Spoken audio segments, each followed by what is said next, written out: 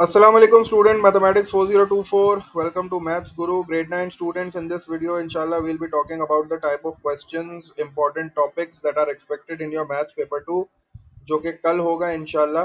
Video थोड़ी सी late आ रही है, I am very sorry for that. थोड़ा सा बिजी हो गया था मैं। और मैं चाह रहा था कि ये वीडियो जो है ना वो मैं तो एक दिन पहले दे दूं ताकि तुम लोग इसको देख के जो है ना वो अपनी प्रिपरेशन स्टार्ट करो।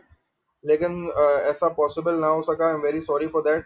लेकिन ये है कि अभी इंशाल्लाह अपनी प्रिपरेशन जैसी तुम लोग की कंटिन्यू है। जब ये वीडियो तुम लोग के पास आए तो इसको ज़रूर देखना और फिर इस हिसाब से जो है ना अपनी प्रिपरेशन को जो है वो फोकस कर लेना। देखो अभी सबसे बड़ा डायलेमा ये है कि काफ़ी सारे बच्चे मुझसे यही पूछ रहे हैं कि सर ये टॉपिक इंपॉर्टेंट है, ये टॉपिक आ सकता है दोबारा, कि ये टॉपिक रिपीट होगा कि नहीं होगा। तो ये वाली जो कंफ्यूजन है ना इसको क्लियर करने के लिए मैं ये वाली वीडियो बना रहा हूँ। इसमें मैं तुम लोग को इंशाल्लाह अच्छी तरीके से गाइड करूंगा और अगर तुम लोगों ने मेरी बताई हुई बातों पे अमल किया तो इंशाल्लाह इंशाल्लाह कल का पेपर तुम लोग का बहुत अच्छा होगा।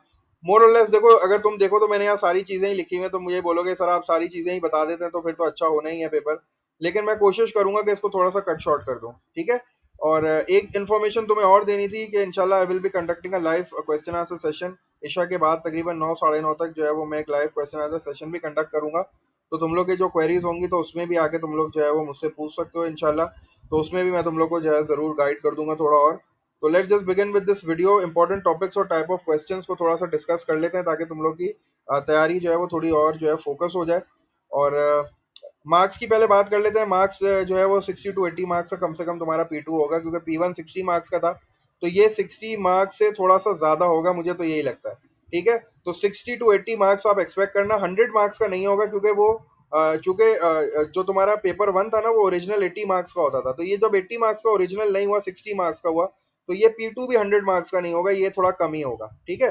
तो ये 60 to 80 मार्क्स तुम एक्सपेक्ट कर लो। 60 to 80 मार्क्स जो है वो काफ़ी होते हैं।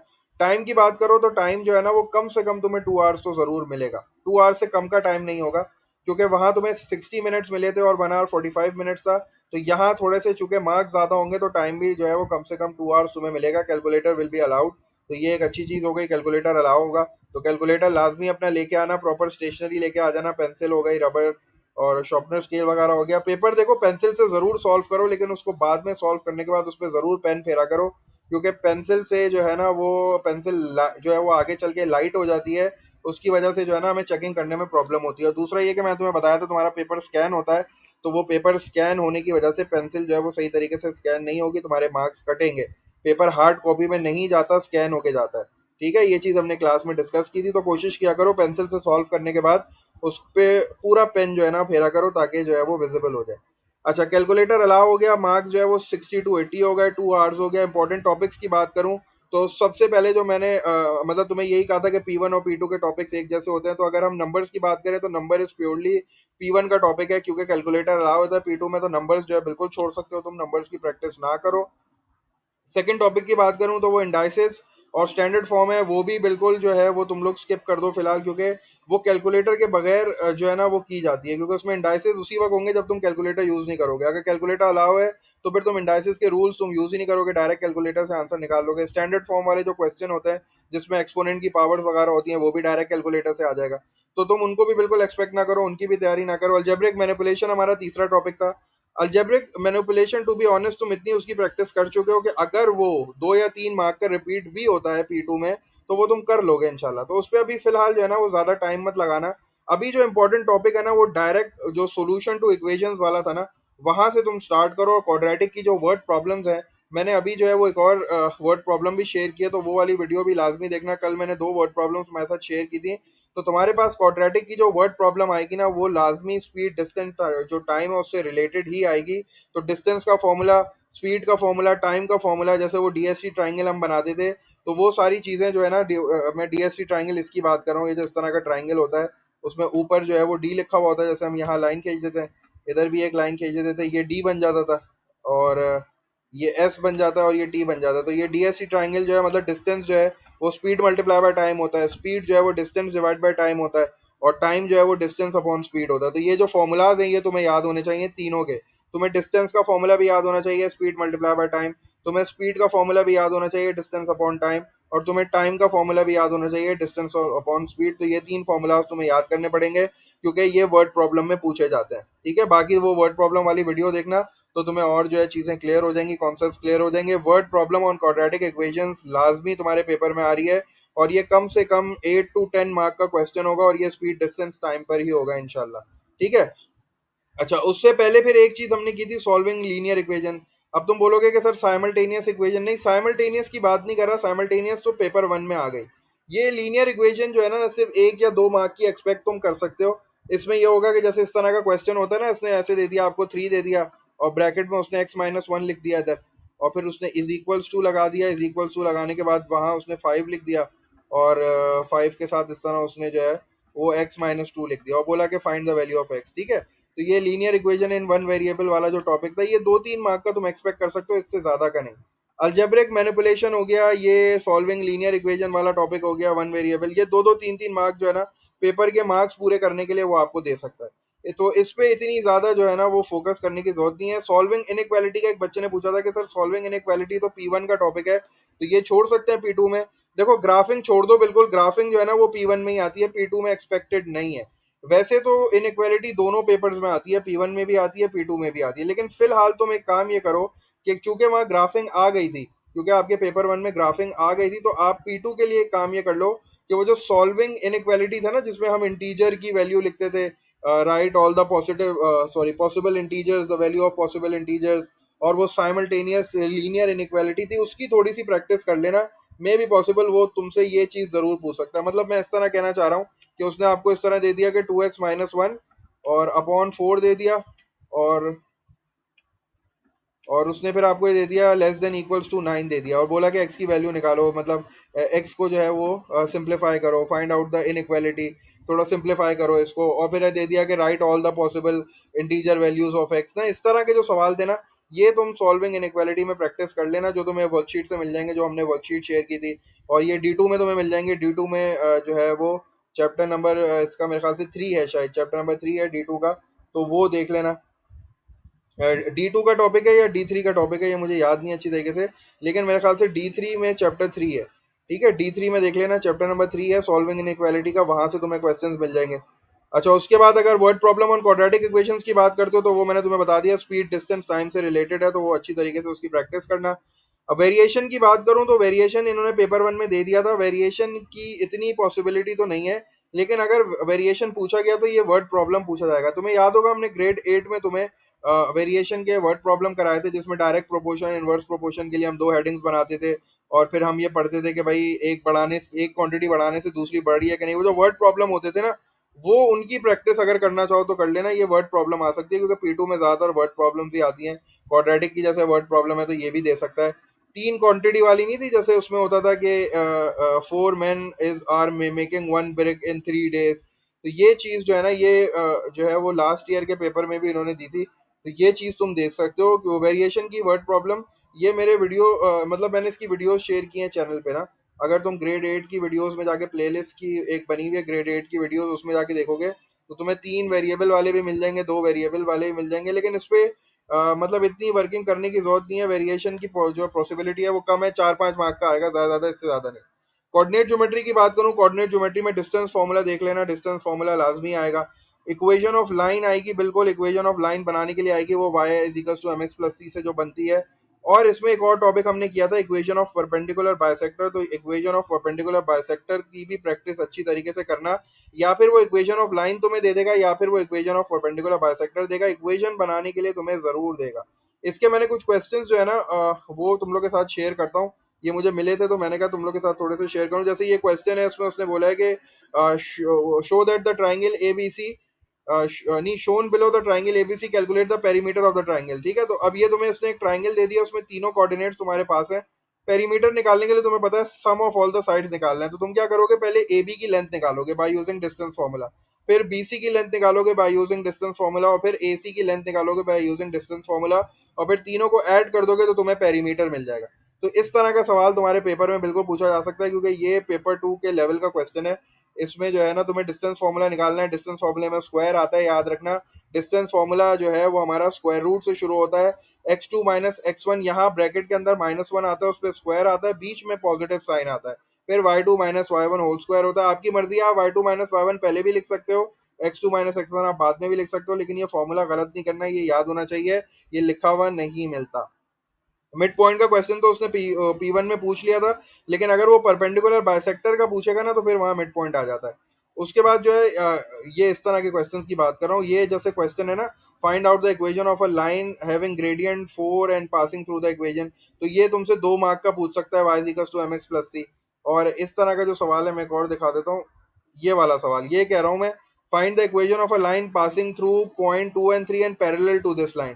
तो ये वाले जो सवाल है ना, ये लाजमी तुमसे पूछेगा, क्योंकि उसने तुमसे जो P1 में पूछा था वो उसने सिर्फ मिड पॉइंट पूछा था मेरे ख्याल से। तो मिड पॉइंट पूछा था और इक्वेशन ऑफ लाइन तुम्हें 4 दे के उसने बताया कौन सी लाइन पैरेलल परपेंडिकुलर है। तो अब जो है ना, कोऑर्डिनेट ज्योमेट्री बिल्कुल एक्सपेक्टेड है। 10 मार्क की जो है वो मे भी पॉसिबल 8 से 10 मार्क की ये पूछ लेगा, जिसमें वो तुमसे डिस्टेंस फॉर्मूला लाजमी पूछेगा और वो तुमसे इक्वेशन जरूर बनवाएगा। ये जो इक्वेशन है ना इस तरह की, कि find the equation of the line passing through this point and parallel to this point, तो हमेशा याद रखना ये जो पैरेलल और परपेंडिकुलर है ना, ये तुम्हें ग्रेडियंट का बता रहे हैं। ये तुम्हें हेल्प करते हैं ग्रेडियंट निकालने के लिए। अब ये तुम्हारे पास लाइन है y इक्वल टू 5x+4, इसकी ग्रेडियंट y सब्जेक्ट बना हुआ है तो x के साथ जो भी कोफिशिएंट होता है वो ग्रेडियंट होता है, तो 5 इसका ग्रेडियंट हो गया। अब वो चूंकि लाइन जो तुम्हें जिसकी इक्वेशन बनानी है वो इसके पैरेलल है तो उसकी ग्रेडियंट भी 5 होगी। तो ग्रेडियंट तुम्हें यहाँ से मिल जाती है और सी y इंटरसेप्ट तुम्हें इस पॉइंट से मिलता है। अगर ये परपेंडिकुलर की बात कर रहा है तो अब देखो इस वाली जो लाइन है y इक्वल टू -2x-7, इसमें उसने y को सब्जेक्ट बनाया हुआ है पहले से।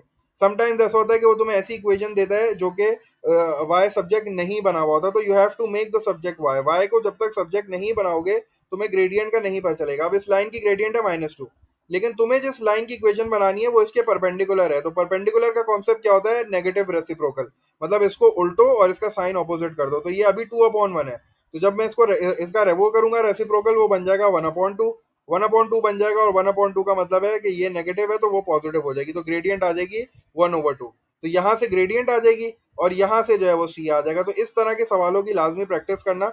बाकी ये है कि मैंने कुछ यहाँ मटेरियल भी तुम लोग के लिए रखा हुआ है। परपेंडिकुलर बाइसेक्टर की इक्वेशन बनाने के लिए बस इतनी सी चीज याद रखो कि हमारे पास जो है वो basic formula y equal to mx plus C है। y equal to mx plus C का मतलब है कि हमें ग्रेडियंट चाहिए और हमें जो है वो y इंटरसेप्ट चाहिए। परपेंडिकुलर बाइसेक्टर में परपेंडिकुलर से हमें ग्रेडियंट मिलता है, और ग्रेडियंट जो है चूंकि ये परपेंडिकुलर है तो आपको पता है नेगेटिव रेसिप्रोकल होता है।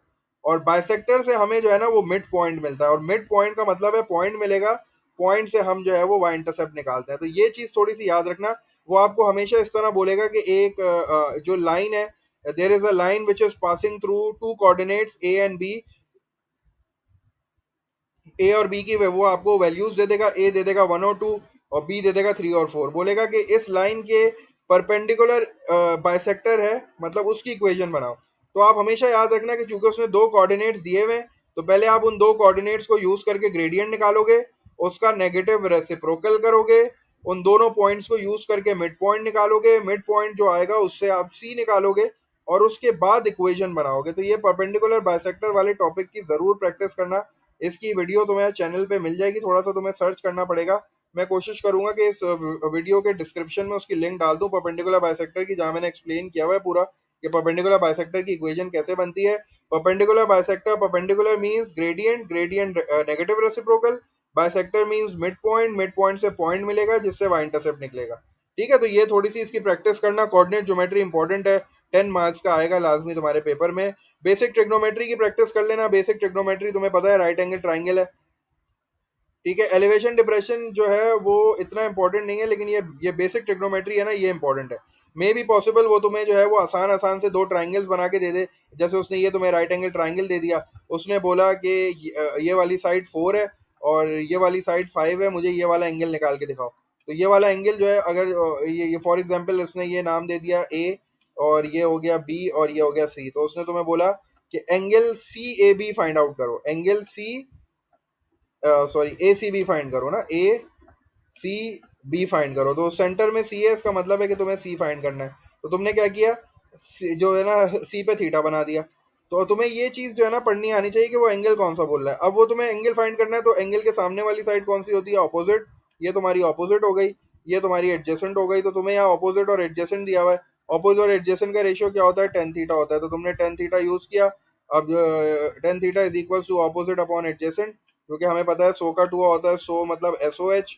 Sign theta is equal to opposite upon hypotenuse, और cos theta is equal to adjacent upon hypotenuse. और जो टेन थीटा होता है वो ओ अपॉन ए होता है, मतलब ऑपोजिट अपॉन एडजेसेंट होता है। तो सो का टूआ हमने इसको इसी तरह याद किया था। तो अब सो का टूआ में हमें टेन यूज किया हमने, तो टेन थीटा किसके बराबर होता है, ऑपोजिट, ऑपोजिट साइड है फोर, फोर अपॉन फाइव हो गया। अब चूंकि I have to find the theta, तो I have to shift this tan on the other side. तो ये जब टेन दूसरी साइड पे जाएगा तो ये वहां जाके इनवर्स हो जाएगा। तो ये चीज याद रखना कि एंगल निकालने के लिए हमें इनवर्स निकालना पड़ता है, और इनवर्स जो है वो शिफ्ट दबा के आता है कैलकुलेटर में। तो ये वाली चीजें जो है ना, इनकी लाजमी प्रैक्टिस करना। हो सकता है वो तुमसे लेंथ पूछ ले, मुझे ये लगता है कि वो एक सवाल तुम्हें लेंथ का देगा, एक सवाल वो तुम्हें एंगल का देगा। और ट्राइंगल जो है ना वो ऐसी फिगर देगा जिसमें दो ट्राइंगल तुम्हें नजर आ रहे होंगे, तुम्हें उनको सेपरेट करके बनाना पड़ेगा।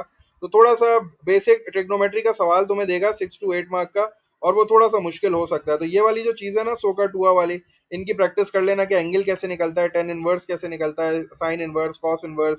और फिर अगर हो सकता है मे बी पॉसिबल वो यहाँ तुम्हें एंगल दे दे और बोले कि भाई ए बी की लेंथ निकालो, और तुम्हें बी सी फाइव दे दे। तो इस तरह के सवालों की जो है ना बेसिक ट्रिग्नोमेट्री में प्रैक्टिस करना, जो कि हमने काफ़ी की है। तुम इसको पास पेपर से भी कर सकते हो, लेकिन पास पेपर में जो है ना बेसिक ट्रिग्नोमेट्री के क्वेश्चन बहुत कम है। तो अच्छी बात ये है कि अपना टाइम जो है वो ज़ाया ना करो, बुक से इसकी प्रैक्टिस कर लो। बुक में काफ़ी तुम्हें क्वेश्चंस मिल जाएंगे। बेसिक कॉन्सेप्ट याद रखना कि भाई हम जो है वो इन्वर्स कब लेते हैं, जब एंगल निकालना होता है। और जब हमें साइड निकालनी होती है तब हम इन्वर्स नहीं लेते, तब हमें एंगल की वैल्यू पहले से पता होती है। तो हम डायरेक्ट कैलकुलेटर में 10 60 10 40 साइन 60 कॉस 90 जो भी होता है हम डाल के कैलकुलेटर से निकाल लेते हैं। तो बेसिक ट्रिग्नोमेट्री का क्वेश्चन बिल्कुल इंपॉर्टेंट है, उसकी प्रैक्टिस करना। कॉन्ग्रेंस सिमिलैरिटी की बात करो तो कॉन्ग्रेंस सिमिलैरिटी में जो है ना, वैसे तो टेस्ट जो है वो पेपर वन में आते हैं, लेकिन ये यहाँ जो है ना तुम्हें बिल्कुल एक 2 3 मार्क का जो है सवाल दे सकता है। मैंने इसका भी एक सवाल निकाल के रखा है जो कि मैंने रिसेंटली चैनल पे शेयर किया था। ये मुझे एक बच्चे ने भेजा था, तो मुझे अच्छा सवाल लगा, तो ये मैंने सॉल्व करके भेजा है कुछ मतलब 1 2 वीक पहले जो है ये मैंने शेयर किया था। तो ये सवाल जो है ना, इस तरह के सवालों की प्रैक्टिस करना अगर तुम्हें मिल जाए। एक ट्राइंगल बना हुआ है, उसके अंदर एक और ट्राइंगल है। अब ये देखो दो हमारे पास जो है ना वो सिमिलर ट्राइंगल्स है। ठीक है, ये दो सिमिलर ट्राइंगल्स हैं, यहाँ लिखा हुआ भी है prove that triangle A B X is similar to triangle C O X. तो इस तरह के जो टेस्ट है ना जिसमें सिमिलर और कॉन्ग्रेंट, अभी ये सिमिलर थे, हो सकता है वो एक ट्राइंगल में ऐसे दो ट्राइंगल्स बना दे कि जो बिल्कुल कॉन्ग्रेंट हो। तो यहाँ देखो फिर मैंने टेस्ट जो है वो उसका बिल्कुल उस तरह किया था। एंगल एंगल सिमिलैरिटी टेस्ट मैंने यहाँ परफॉर्म किया है। ये तुम्हें वीडियो पे ये तुम्हें चैनल पे इंशाल्लाह वीडियो मिल जाएगी पूरी। तो इस तरह के क्वेश्चन जो है कॉन्ग्रेंट सिमिलैरिटी में 2 या 3 मार्क के, जिसमें हमें टेस्ट परफॉर्म करना है। वो सिंपल से तुम्हें ऐसे दो ट्राइंगल नहीं बना के देगा, थोड़ा सा चीज को घुमाएगा, थोड़ा सा तुम्हारा कॉन्सेप्ट चेक करेगा, इस तरह की तुम्हें फिगर बना के देगा। मे बी वो सर्कल भी बना के दे सकता है, ट्राइंगल भी दे सकता है, रेक्टेंगल भी दे सकता है। तो इस तरह जो है ना वो तुम्हें असेस करेगा, देखेगा कि तुम्हारा सिमिलैरिटी और कॉन्ग्रेंस का कॉन्सेप्ट कैसा है। तो सिमिलैरिटी और कॉन्ग्रेंस के कॉन्सेप्ट में वो जो टेस्ट है ना उसकी थोड़ी सी प्रैक्टिस कर लेना। वो टेस्ट जो है ना वो ज्यादा से ज्यादा 3 to 4 मार्क्स के आते हैं, इससे ज्यादा नहीं आएंगे। लेकिन कॉन्ग्रेंस सिमिलैरिटी में जो ये जो सेकंड टॉपिक था ना, area and volume of similar figures, ये बहुत इंपॉर्टेंट है। ये प्योरली P2 का टॉपिक है, क्योंकि आपको पता है इसमें स्क्वायर और क्यूब आता था इनके फॉर्मूलाज में। तो ये वाले जो फॉर्मूलाज है ना ये सारे अच्छी तरीके से याद करना। सिमिलर फिगर का लाजमी क्वेश्चन आता है P2 में। वो आपको दो सिमिलर फिगर्स दे देगा, दोनों का वॉल्यूम दे देगा, बोलेगा हाइट निकालो। तो ये जितने भी फॉर्मूलाज हमने किए थे ना एरिया वॉल्यूम में सिमिलर फिगर्स के, अभी मैं वो सारे फॉर्मूलाज यहाँ लिख के तुम लोग को रिवाइज भी करा देता हूँ। एक चीज मैं कॉन्ग्रेंट सिमिलैरिटी में बताना भूल गया, कॉन्ग्रेंट सिमिलैरिटी में अगर वो सिमिलर ट्राइंगल्स वाला सवाल देगा ना कि प्रूव करो कि सिमिलर हैं ये ट्राइंगल्स, तो वो मे बी पॉसिबल तुम्हें मिसिंग साइड भी फाइंड आउट करने दे दे। जैसे पहले प्रूव करो कि ये दोनों ट्राइंगल सिमिलर हैं, और फिर जो है ना जैसे ये क्वेश्चन है तुम्हारे सामने, उसने बोला कि भाई प्रूव करो ये दोनों ट्राइंगल सिमिलर हैं, और फिर बोलेगा कि भाई ये जो बी एक्स है ना इसकी लेंथ निकाल के दिखाओ। तो इस तरह का सवाल भी वो तुम्हें दे सकता है। तो यहाँ फिर तुम्हें इसकी वैल्यू दे देगा, इसकी दे देगा, तुम कॉरस्पॉन्डिंग रेशियोज बनाओगे, इस तरह जो है वो सेपरेट फिगर्स बनाओगे और कॉरस्पॉन्डिंग रेशियोज बनाओगे, क्रॉस मल्टीप्लाई करके जो है ना वो मिसिंग साइड की लेंथ भी फाइंड आउट कर सकते हो। तो इस तरह का सवाल भी जो है वो तुम्हारे पास एक्सपेक्टेड है। तो तुम जब जब इस तरह के प्रैक्टिस करोगे सवाल, तो हमने ये कॉपी में किए हैं सवाल ना, रजिस्टर में तुम्हें मिल जाएंगे, तो उसी तरह के सवालों की प्रैक्टिस कर लो, बेशक वही सवाल दोबारा कर लो। ठीक है, तो ये हो गया। अच्छा, ये चीज हम थोड़ी सी डिस्कस कर लेते हैं कि एरिया में मैंने तुम्हें बताया था, जैसे ये A1/A2 था ना, एरिया वाला फॉर्मूला ये था A1/A2। हमेशा याद रखना कि क्वेश्चन में जो है ना वो सिमिलर का नाम आएगा, कि भाई वो इसके बिल्कुल सिमिलर ट्राइंगल है, वो इसका बिल्कुल सिमिलर शेप है। तुम समझ जाना कि भाई ये जो है ना वो एरिया और वॉल्यूम वाले फॉर्मूलाज जो है वो यूज हो रहा है। तो एरिया में A1/A2 था, और A1/A2 के सामने जो है वो L1/L2 था, और L1/L2 पे स्क्वायर आता था, क्योंकि हमने देखा था कि एरिया जो है ना वो 2 डायमेंशनल है, तो L1/L2 पे स्क्वायर आ गया। फिर हमने देखा था कि भाई L1/L2 की जगह पे आप हाइट भी लिख सकते हो, तो H1/H2 भी आ सकता है।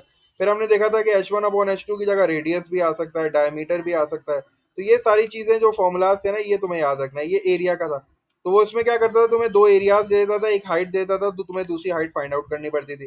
वॉल्यूम वाला जो फॉर्मूला था ना, उसमें क्यूब आता था, जैसे V1/V2 हो गया, और V1/V2 में जो है वो अगर H यूज करना चाह रहा है तो H1/H2 में क्यूब आ जाता था। तो ये वाले फॉर्मूलाज जो है ना, इनकी भी लाजमी प्रैक्टिस करना, क्योंकि ये वाला सवाल जो है ना प्योरली P2 का है, क्योंकि क्यूब जो है वो कैलकुलेटर से ही निकलता है, क्योंकि क्यूब हमें याद नहीं होते। और फिर मैंने तुम्हें एक फॉर्मूला ये भी बताया था कि मैं वॉल्यूम को जो है वो मास से रिप्लेस कर सकता हूँ, तो M1/M2 भी लिख सकता हूँ वॉल्यूम को। M1/M2 is equals to H1/H2 का क्यूब। तो ये जो फॉर्मूलाज तुम्हारे पास लिखवाए हुए थे ना, ये तुम्हें फॉर्मूला शीट में भी मिल जाएंगे इंशाल्लाह। तो ये सारे फॉर्मूलाज याद करना, ये लाजमी 3 या 4 मार्क का क्वेश्चन आएगा। इसका जो ज़्यादा फोकस है ना, मुझे यही लगता है कि P2 पे जो ज़्यादा फोकस है वो कॉन्ग्रुएंट, सिमिलैरिटी, कोऑर्डिनेट ज्योमेट्री और मेंसुरेशन पे ही होगा। ठीक है। अच्छा, ये वाली बात कर ली हमने। उसके बाद जो है वो ये देख लेते हैं जल्दी से कि मेट्रिसेस मेट्रिसेस भी आ सकता है। मेट्रिसेस में मैं तुम्हें एक चीज़ बताता हूँ। मेट्रिसेस में जो है ना, उसने वहाँ इनवर्स पूछ लिया, और उसने वहाँ जो है ना सिंपल एडिशन सब्ट्रैक्शन पूछी। तो अब मल्टीप्लिकेशन जो है ना, वो तुमसे जो है वो लाजमी पूछेगा पेपर 2 में। मल्टीप्लिकेशन हो गई। अच्छा, मल्टीप्लिकेशन वो इस तरह पूछेगा कि वो तुमसे इक्वल मैट्रिक्स वाला कॉन्सेप्ट यूज करेगा। इसकी भी मैं तुम्हें एग्जांपल देता हूँ। अभी चैनल पे मैंने रिसेंटली 2-3 क्वेश्चंस अपलोड किए हैं तुम्हारी बुक के क्वेश्चन सॉल्व करके मेट्रिसेस में, जिसमें वो कॉन्सेप्ट था मैट्रिक्स का, जिसमें इस तरह समझ लो कि अगर मैं यहाँ लिख दूँ ये ए हो गया, और ये बी हो गया, ये 4-5 हो गया, और ये 4-5 हो गया, और उसने आपको एक और मैट्रिक्स दे दिया, यहाँ 2-3 कर दिया, और उसने बोला कि भाई ए बी की वैल्यू निकालो अगर जो है वो ये इस इक्वेशन को सेटिस्फाई कर रहा है। इस तरह के क्वेश्चन तुम्हें लाजमी चैनल से मिल जाएंगे। ठीक है, तो चैनल पे देख लेना। ये तुम्हारी बुक के क्वेश्चन मैंने सॉल्व किए थे। तो ये बुक में जो है ना तुम्हारा क्वेश्चन था, ये मैं तुम्हें एक्सरसाइज बताता हूँ। D4 में ये थी 5C के क्वेश्चन से कुछ, मेरे ख्याल से ना, जहाँ तक मुझे याद आ रहा है। तो ये वाले क्वेश्चंस जो है ना, इनको लाजमी प्रैक्टिस करना, जिसमें आपको मल्टीप्लाई भी करना पड़े और इक्वल मैट्रिक्स वाला कॉन्सेप्ट भी आपको यूज करना पड़े ना। तो ये वाले सवालों की प्रैक्टिस करना है। ये मैट्रिसेस में आप पूछेगा, क्योंकि ये तुमसे इनवर्स दोबारा तो नहीं पूछेगा, इसने इनवर्स तुमसे पूछ लिया है। इसने तुमसे A+B वाला जो सवाल था 2A - B वाला, वो भी पूछ लिया है। तो ये अब तुमसे मल्टीप्लीकेशन पूछेगा। तो मल्टीप्लीकेशन वाली चीज को जो है ना वो अच्छी तरीके से प्रैक्टिस करना। मेंसुरेशन पे आ जाते हैं जल्दी से। लास्ट टॉपिक है मेंसुरेशन। मेंसुरेशन में दो चीजें कर लेना, एक तो area volume of pyramid, sphere और कोन। अच्छा, एक बच्चे ने मुझे सवाल पूछा था जिसमें उसने कंपाउंड शेप पूछा था। कंपाउंड शेप जो है ना, ये प्योरली 11 का टॉपिक है फिलहाल। अभी उसने तुम्हें जो है ना वो सिंपल चीजों पे असेस करना है। हाँ, ग्रेड 10 में जरूर तुमसे पूछ सकता है मेंसुरेशन में इस तरह का सवाल, जिसमें वो उस स्फेयर भी लगा दे और उसमें जो है वो पिरामिड भी लगा दे, या स्फेयर और सिलेंडर लगा दे। ठीक है, या स्फेयर और कोन लगा दे साथ, और बोले कि भाई टोटल वॉल्यूम निकालो। तो वो भी सवाल इतना मुश्किल नहीं होता, दोनों के वॉल्यूम निकाल के ऐड कर दो तो टोटल वॉल्यूम आ जाता है। लेकिन अभी आप फिलहाल ये काम कर लो कि पिरामिड का सेपरेट एरिया वॉल्यूम कैसे निकलता है, वॉल्यूम ऑफ पिरामिड, और total surface area of pyramid. Cone का कैसे निकलता है, वॉल्यूम ऑफ कोन और सरफेस एरिया ऑफ कोन। और स्फेयर का कैसे निकलता है। कोन और स्फेयर तो मैंने यहाँ लिखे हैं फॉर्मूलाज, तो मैं ये तुम्हारे साथ डिस्कस कर लेता हूँ। पिरामिड के लिए मैं तुम लोग के साथ जो है वो वीडियो शेयर करूंगा डिस्क्रिप्शन में। उसमें मैंने डिटेल जो है वो समझा दिया है कि किस तरह वॉल्यूम निकलता है पिरामिड का। तो वो जो है वो वीडियोस देख लेना। या अगर पिरामिड पे इतनी तुम लोग को अगर मुश्किल लगे तो पिरामिड फिलहाल छोड़ दो, कोन और स्फेयर कर लेना, क्योंकि कोन और स्फेयर जो है ना वो लाजमी तुमसे पूछ सकता है। क्योंकि ये 2-2 3-3 मार्क के पूछेगा। ज्यादा फोकस जो है ना वो शेडेड एरिया पे होगा। शेडेड एरिया के जो हमने क्लास में क्वेश्चंस किए हैं, जो मैंने तुम्हें रीइंफोर्समेंट वर्कशीट में दिए हैं, और बुक में भी काफी शेडेड एरिया के क्वेश्चन है, तो शेडेड एरिया जरूर करना। शेडेड एरिया का क्या मतलब है, जैसे उसने एक स्क्वायर दे दिया, उस स्क्वायर में उसने दो सर्कल दे दिए, और बोला, और शेड करके दे दिया जो है सर्कल के अलावा वाला पार्ट, और बोला कि ये शेडेड एरिया निकालो। या फिर हमने वो जो सेक्टर वाले सवाल किए थे, एक बड़ा सेक्टर होता है, एक छोटा सेक्टर होता है, और जो है वो एक उसमें शेडेड एरिया होता है जो यू यू शेप का होता है। उसमें पेरीमीटर भी निकालो शेडेड एरिया का, और एरिया भी निकालो शेडेड एरिया का। तो ये वाले सवाल जो है ना, इनकी जरूर प्रैक्टिस करना। एरिया ऑफ सेक्टर का जो फॉर्मूला है ना, θ/360 multiply by pi R square, ये जरूर याद करके आना, क्योंकि एरिया ऑफ सेक्टर उसने तुमसे नहीं पूछा था। उसने तुमसे आर्क लेंथ पूछी थी। A+B पाई की फॉर्म में जो पूछा था, वो आर्क लेंथ पूछा था, एरिया ऑफ सेक्टर रह गया है। तो एरिया ऑफ सेक्टर का जो फॉर्मूला है θ/360 multiply by pi R square, वो लाजमी याद करके आना। अब अगर उसने तुम्हें दो सेक्टर बना के दे दिया, सेक्टर का मतलब होता है पिज्जा की स्लाइस। अगर उसने तुम्हें दो सेक्टर बना के दे दिया, एक छोटा सेक्टर एक बड़ा सेक्टर, तुम्हें कैसे पता चलेगा ये सेक्टर बन रहा है, क्योंकि दो रेडियस होंगे, एक छोटा रेडियस होगा एक बड़ा रेडियस। और जो दोनों में जो वो डिफरेंस वाला एरिया होगा ना वो शेड कर देगा, बोलेगा इसका एरिया निकालो शेडेड एरिया का। तो आप क्या करोगे, बड़े वाले सेक्टर का एरिया निकालोगे, छोटे वाले सेक्टर का एरिया निकालोगे, दोनों को माइनस कर दोगे, तो आपको जो है वो शेडेड एरिया मिल जाएगा। हाँ, वो पेरीमीटर भी पूछ सकता है, पेरीमीटर कैसे निकालोगे, दोनों रेडियस को सब्ट्रैक्ट करोगे तो आपको जो है वो साइड वाली बाउंड्री मिल जाएगी और आपको आर्क लेंथ निकालनी पड़ेगी 2 बार। तो ये हमने सवाल क्लास में किया है, तो ये वर्कशीट में भी था, तो ये इसकी जरूर प्रैक्टिस करना। ठीक है। अच्छा, अब जरा ये देख लेते हैं कि भाई हमारे पास जो कोन होती है, कोन जो पार्टी हेड होती है हमारे पास कोन, उसका वॉल्यूम का फॉर्मूला होता है 1/3 पाई आर स्क्वायर एच। इनको याद कर लेना फॉर्मूला को, क्योंकि कंफर्म नहीं है कि ये तुम्हें लिखे हुए मिले। तो volume is equal to 1/3 pi R square H. इसमें जो एच होता है that is the true vertical height. ये ट्रू वर्टिकल हाइट का मतलब ये वाली हाइट जो कि टॉप एपेक्स से स्टार्ट होती है और बिल्कुल बेस जो सर्कल होता है नीचे इसके जो बिल्कुल सेंटर में आती है, this is called the true height. ये ट्रू हाइट होती है। वॉल्यूम में हमेशा ट्रू हाइट यूज होती है, कोन के वॉल्यूम में किसी का भी वॉल्यूम हो उसमें हमेशा ट्रू हाइट यूज होती है। ये वाली जो हाइट होती है ना इसको हम कहते हैं स्लांट हाइट। ये स्लांट हाइट जो है ना ये सरफेस एरिया में यूज होती है, ये वॉल्यूम में यूज नहीं होती। तो true height is the straight line from the top to the bottom. ये बेस ऑफ द सर्कल है, सेंटर ऑफ द सर्कल है, ये बेस होता है। तो इसके सेंटर से टॉप से जो लाइन आती है ये ट्रू हाइट कहलाती है। तो वॉल्यूम में हमेशा यही वाली हाइट यूज होती है। 1/3 पाई आर स्क्वायर एच। पाई की वैल्यू तुम्हें पता है 3.142 ले लो या 22/7। रेडियस क्या होता है, रेडियस ये वाला डिस्टेंस होता है यहाँ से लेके यहाँ तक, इसको हम रेडियस कहते हैं, ये गिवन होगा। ठीक है, तो ये वॉल्यूम हो गया। अच्छा, समटाइम्स क्या होता है, स्लांट हाइट को वो एल कहता है, ठीक है, और ट्रू हाइट को वो एच कहता है। समटाइम्स वो आपको बोलेगा कि भाई ये कौन है, इसकी ट्रू हाइट ये रही, रेडियस ये रहा, इसकी स्लांट हाइट निकाल के दिखाओ। तो स्लांट हाइट जो है ना वो पाइथागोरस थ्योरम से निकलती है, क्योंकि ये राइट एंगल ट्राइंगल बन गया, ये 90 डिग्री हो गया।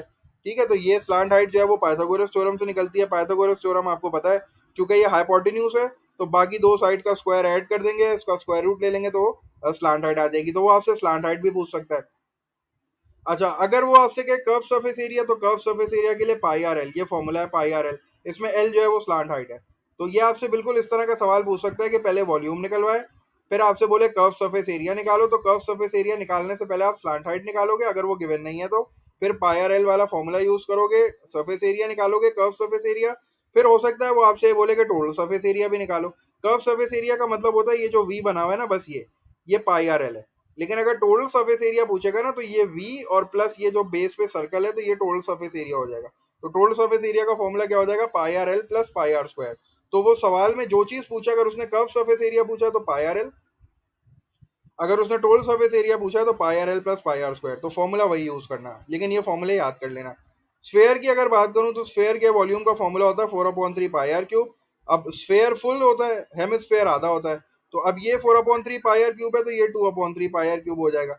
स्फेयर का जो टोटल सरफेस एरिया होता है उसका फॉर्मूला होता है 4 पाई आर स्क्वायर। मतलब स्फेयर इस तरह दिखता है 3D शेप, इसका टोटल सरफेस एरिया जो है वो 4 पाई आर स्क्वायर है। हेमिस्फेयर का जो कर्व सरफेस एरिया ना, मतलब ये वाली जो बाउंड्री है कर्व, उसका फॉर्मूला होता है 2 पाई आर स्क्वायर। लेकिन समटाइम्स ऐसा होता है कि हेमिस्फेयर के साथ ना नीचे बेस भी आ जाती है, तो फिर उसका जो टोटल सरफेस एरिया बनेगा ना वो बनेगा 3 पाई आर स्क्वायर।